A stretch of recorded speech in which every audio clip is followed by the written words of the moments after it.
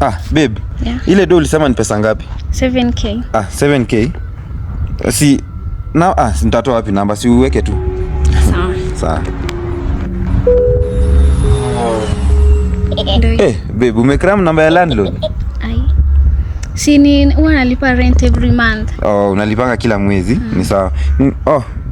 Ni inaleta villa? Yani hiyo. Landlord wenu ni Gen Z lakini ni sawa. Sasa babe, si nimekutumia rent, si tuingie hivyo, at least ni chill kwako. Wale babe, la haiwezi. Sijapanga hata nyumba. Babe, wacha hizo. Wacha tu niingie leo basi. Nita create time, si leo lakini. Wala babe, wacha hizo. Uta create time aje? Wala leo haiwezi. Uko sure leo? Haiwezi. Babe. Yeah. Ni nini unafanya huko nje? Na huyu nani? Huyu ni mtu wa kusoma mita. Wewe ndio ulikuwa umesema utakuja kuangalia mita ya maji? Babe, tena nasoma mita. Wewe, hebu jua kazi yako. Babe, aje songa hapo kando. Songa hapo. Unahitaji demia wenyewe babe tena wewe. Mzee hata shida sio. Nishamtumia 7k. Umemtumia ama umenitumia? Wewe ndio kiaka. Mzee, kwani wewe ni landlord?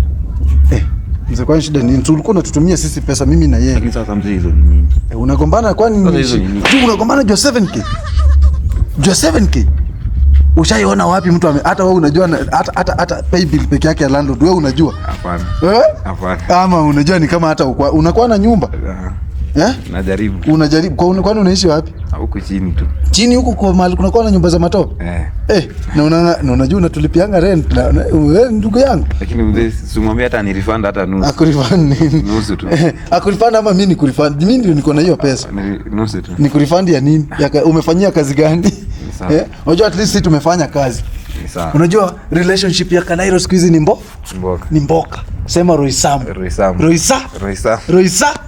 Siku hizi you commercialize. Sawa sawa.